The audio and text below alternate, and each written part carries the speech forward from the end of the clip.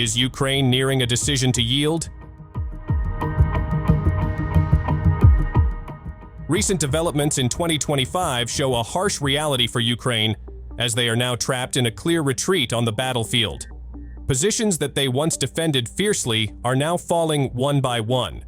In many cases, Ukrainian forces are no longer able to hold the territories they previously controlled. Even the advanced armored vehicles they received as aid from the West are now being abandoned, as they are not functioning as expected. Many of the areas they had hoped to reclaim are now beyond their reach, indicating an increasing inability to fight back.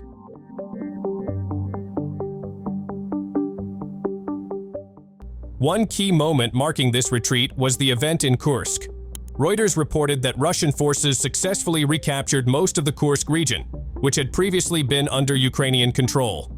More than 800 square kilometers of land that was once under Ukrainian control have now fallen back into Russian hands, which accounts for about 64% of the area. Russia's success in regaining Kursk was no accident. Their swift moves and careful calculations allowed them to wipe out Ukrainian forces there, putting their position under greater pressure.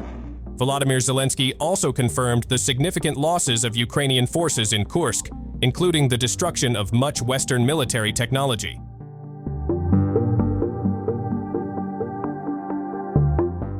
Not only Kursk, but other strategic regions such as Donetsk, Zaporizhzhia, and Kherson are also back under Russian control, with more than 75% of these areas successfully seized.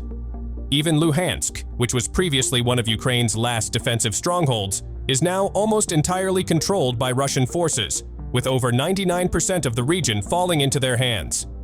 This success strengthens the belief that these areas, which were fiercely contested, are now almost certainly beyond the reach of Ukrainian forces.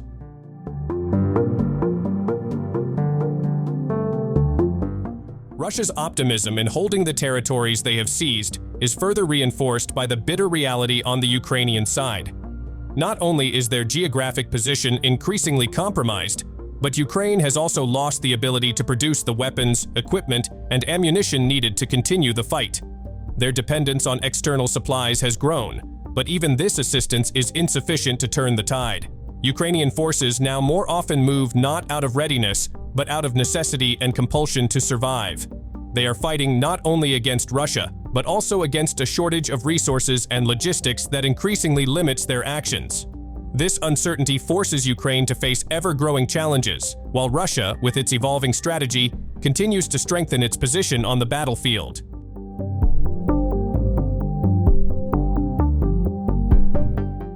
What is Russia relying on as it attempts to regain its territory?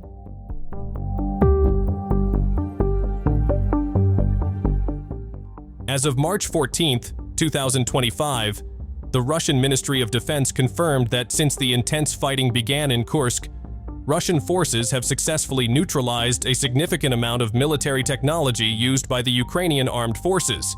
The latest data reports that 392 tanks, 283 armored personnel carriers, 2,198 armored combat vehicles, 2,433 motor vehicles, 533 artillery guns, and 52 MLRS launchers have been destroyed in the operation.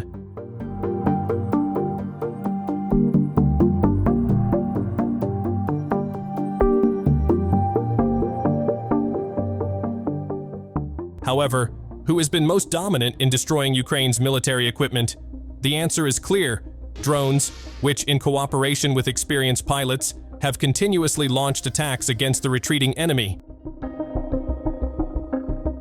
One example of a recent attack was carried out by a team of FPV drones from the Rubicon Center.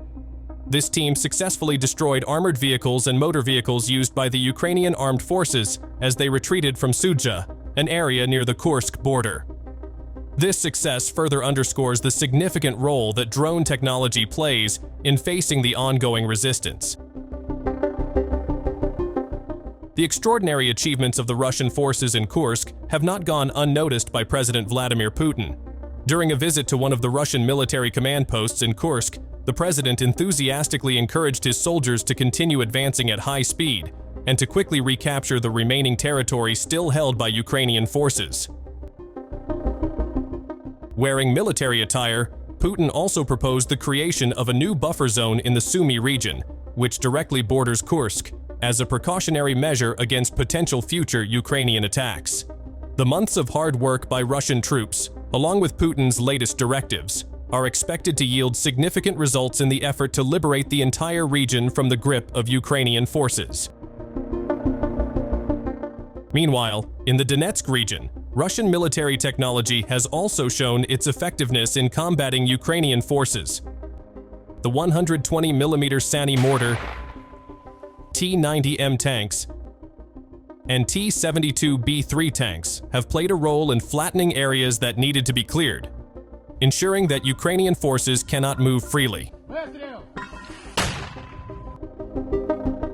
Moving to the Kherson region, Russian armored vehicles, such as the Kraz Spartan, along with drones, have been tasked with pushing back Ukrainian defensive positions. One key event occurred when the Dnieper Forces Group destroyed a command post containing Ukrainian personnel hiding in an abandoned building, using the MSTAB 152mm artillery. This is just a small part of what Russian forces have done to assault Ukrainian defenses. In that area, the T-72B3M tanks also went into action. Boldly, they left their resting positions to launch a clean attack on the temporary deployment area of Ukrainian armed forces personnel stationed there. This serves as concrete evidence that Russia is ready to do whatever it takes to destroy the enemy's power, without giving Ukraine a chance to defend itself.